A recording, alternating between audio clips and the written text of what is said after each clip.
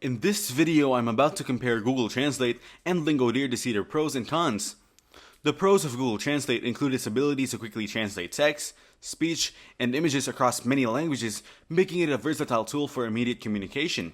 It's free to use and available on various platforms, with a conversation mode for real-time dialogue. The cons of Google Translate are that it can produce inaccurate translations, especially with idiomatic expressions or complex sentences, leading to misunderstandings. It lacks context and cultural nuances, and doesn't offer structured language learning or practice opportunities.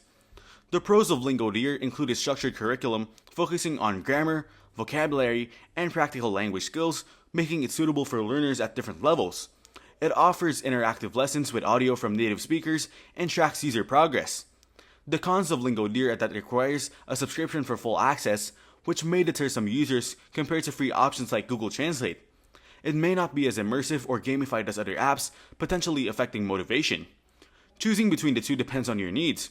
Google Translate is best for quick translations and immediate communication, while LingoDeer is ideal for those seeking structured language learning focused on grammar and vocabulary. Thanks for watching. Don't forget to like and subscribe.